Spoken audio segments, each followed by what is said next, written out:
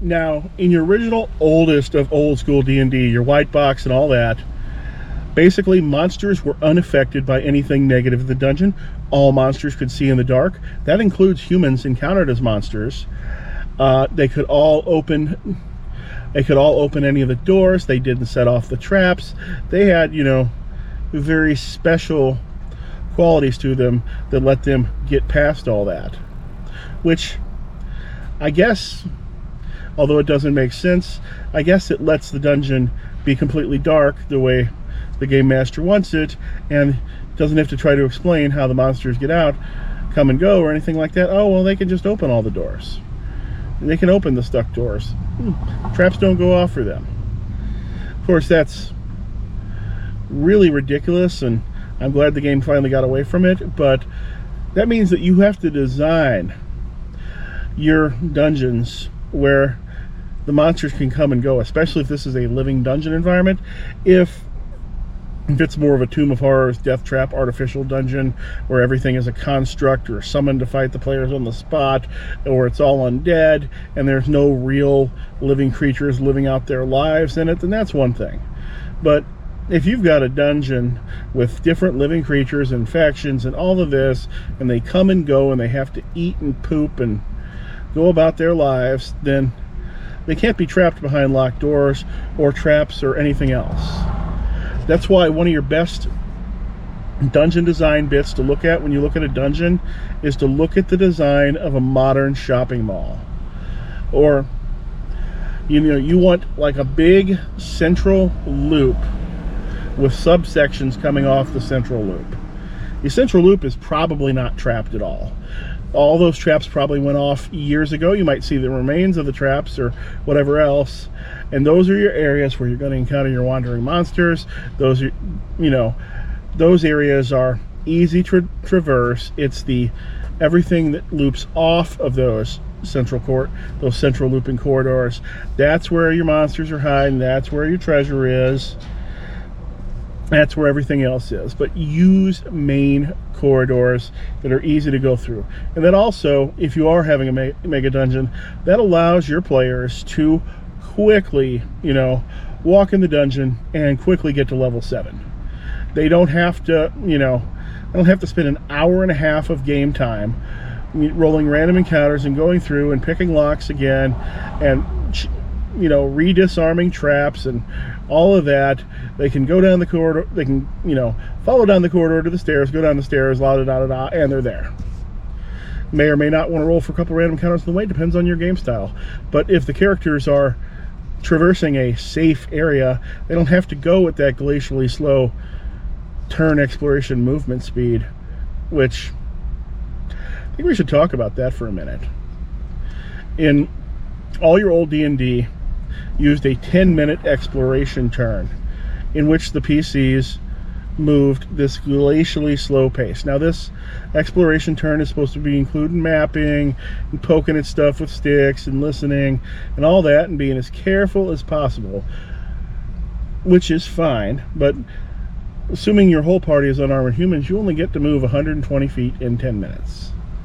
And I guess that's fine too, but where it's not fine is, why would that speed slow down because you have slower characters or you have characters wearing armor? You say, well, of course it will slow down. They move slower. But when you're spending 99% of your movement time not moving at all, it doesn't make any sense at all for you to be held back by that slower character. Fact is, the halfling could just walk a few extra.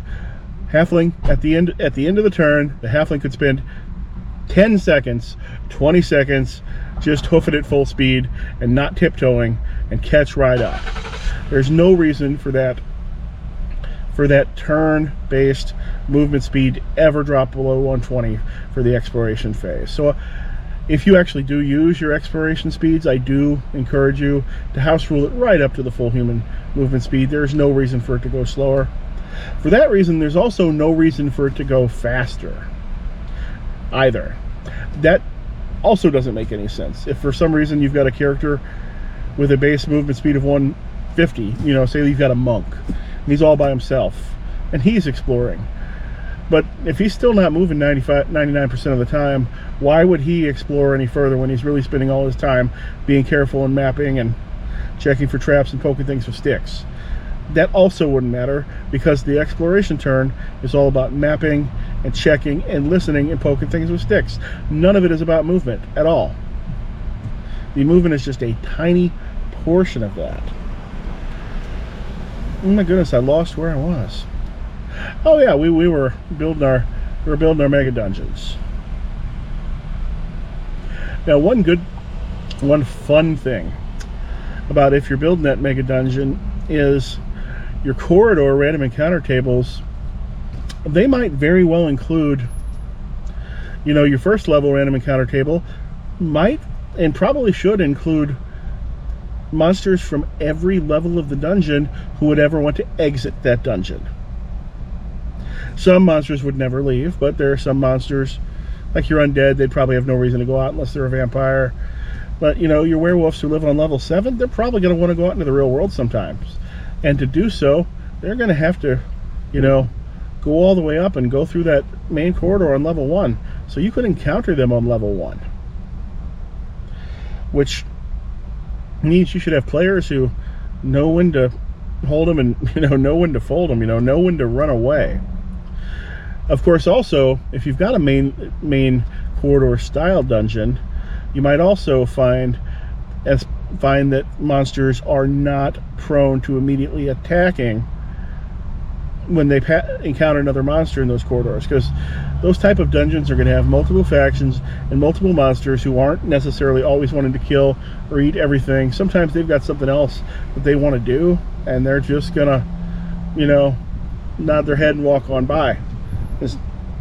Werewolf's not hungry right now. He doesn't want to eat any PCs. He's 5 levels off his level. He's not worried about his room. You're going to get killed by goblins before he ever gets there, before you ever get to his room. He doesn't care right now. It's also why your old D&Ds had reaction tables and everything else. Monsters didn't always attack you on sight like they do in WotC era D&D. In fact, in classic D&D, if you fight every monster you encounter, especially at low level, you're going to die. I mean, a first level, group of 5 characters might encounter a group of 6 or 8 orcs as an encounter.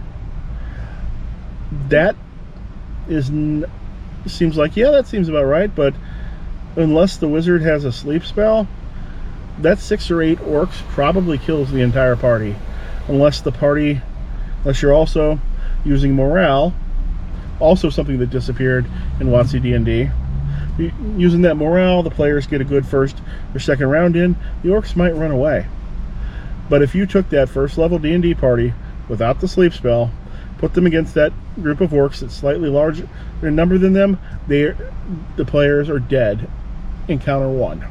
Orcs kill them all, because the orcs with their D8 hit dice have better hit points overall than the characters.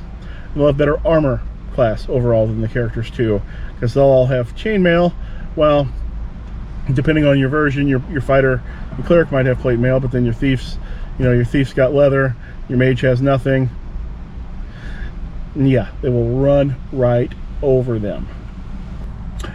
So let's say you want to use the spice of, old school random encounters and spice up your game a little bit with the randomness, but you don't want it bringing the game to a crawl with all these rolls and then having to check on a table and figure out how much treasure that these random goblins have and all of that.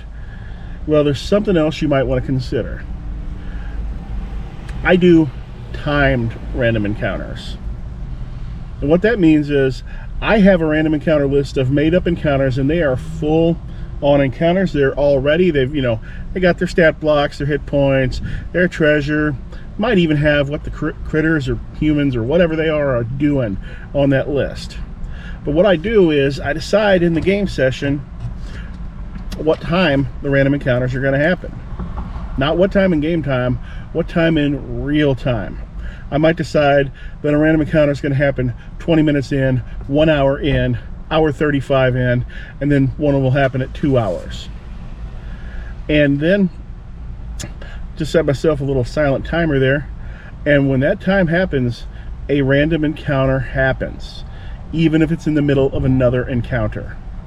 And of course, my random encounter list will have possibilities for both things happening in civilized lands, things happening in the wild, and things happening underground, because I don't know where the players are going to be that far in the session. You know, I can't have a bunch of rampaging goblins show up in the shop in the middle of the capital city. It's not going to happen. But what will happen is players are dilly-dallying too long, and they're going to get some sort of city random encounter. You know, maybe they got some guards roughing some people up for money, or pickpockets or something, or they're in the wilderness traveling, they're taking too long. Oh, look, Chimera coming for you. It was traveling too.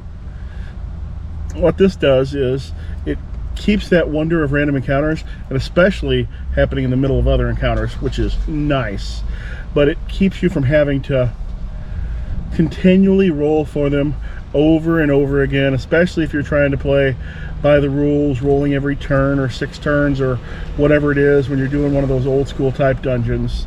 Just instead, set them to go off automatically by time, and kind of randomize the amount of time too, so your players don't know, oh, we're a half hour in, here comes the random encounter. You don't want that happening. So, and that's just one of my ideas that I use that I've never seen in any other games. You ever play Thieves in Classic D&D? They are honestly the worst and most useless class in the entire game, because they aren't good at what they're supposed to be good at, and if you actually play them as thieves and try to use their abilities, they end up dead. Every single one of their abilities has a laughably low chance of success at lower levels, and these abilities are often basically save or die. Climb walls. Oh, you fail, you die. You know, remove traps, you fail, set the trap off. Your average first level thief has a 1.5% chance of both finding and removing a trap. You're better off not trying. Much higher chance of just dying in the attempt, though. Same thing, yeah, they can backstab. That's a great idea. The backstab is good for one and one thing only, which is taking out sentries, taking out those one-hit dice sentries. If you are somehow lucky enough to both make that hide and move silently check beforehand and get up behind them with them not noticing you. Otherwise, anything else you would want to backstab will absolutely live through the attempt and then turn around and annihilate the thief the very next round. Monsters, even high-level wizards, will survive that backstab. Mid-level wizards will probably survive the backstab as well. And then that thief is just dead. Every other class is better at being a thief than the thief is. The fighter is better at being a thief because he's got more hit points and is more likely to live through the damage from the trap than the thief is.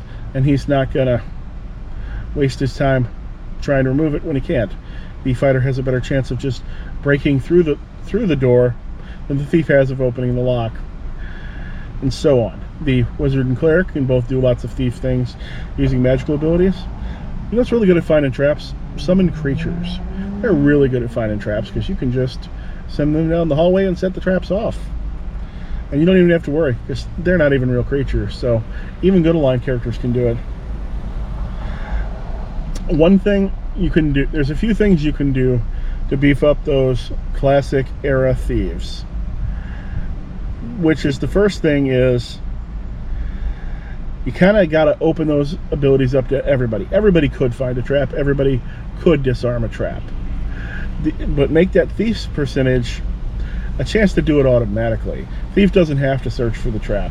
That percentile roll he got, that's his passive chance of finding it. If he actually wants to go looking for it, give him a better chance. You give him, that roll under dexterity or roll under intelligence, or, the type of old Ed's, way the rest of the old skills worked in old edition. Let him use that, and those percentile chances are a chance of automatic success. Same thing goes to remove the trap. That's roll under int.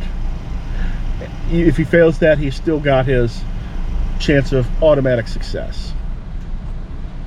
Or the automatic could also go twice. That remove traps could be a chance of automatic success before he has to make the int roll, and it could also be a chance of, if he fails the int roll, still not setting the trap off, because you really have no idea how fragile these thieves are. In our Beckme game, we started giving the thieves, at first, 7 levels higher on the thief skill chart, and any thief who has actually played as a thief still died. Those percentile chances are that brutal. I don't know how the class was like that for 30 years and nobody talked about it or noticed it in any way. Oh, there's a lot of people around me now. They probably think I'm a crazy man talking to myself because they probably can't see the camera. Yeah, no idea how the class remained that way for 30 years and nobody seemed to notice. Occasionally you get some jokes in Dragon Magazine about how low the find and remove traps, but not that the entire class was worthless, which, yeah, it basically is. Unless you get to extremely high levels in which all of the abilities just become automatic, and that is just equally not enjoyable. Then the thief just becomes, you know, a Superman who, you know, cannot be seen nor heard, you know, or affected by traps or any of that. So I'm not sure that would be terribly bad either, if instead the thief, as he gained levels, just gained the ability to always find traps, or always disarm traps, or never be seen, or never be heard. Because the original first version of the thief that wasn't published worked a lot more like a wizard. It kind of had ability slots, so it could automatically find a trap, or automatically disarm a trap, or automatically move silently. And then the other thing that the thief messed up was the idea that any character could do anything. Because before the thief came along, which, remember, the thief was not in the first version of the game, any character could try to hide. Any character could try to disarm a trap. And it was only when the thieves came along in which suddenly only they could do it. It's a shame, too, because I really like Thieves. And the Complete Thieves Handbook 2nd Edition, one of my favorite Splat books ever. Alright, I think this video has gone all over the place in a bunch of different areas. If you know anybody who goes all over the place in a bunch of different areas, why don't you tell them about my channel? I could use the subs. Thanks. Hope to see you again next time.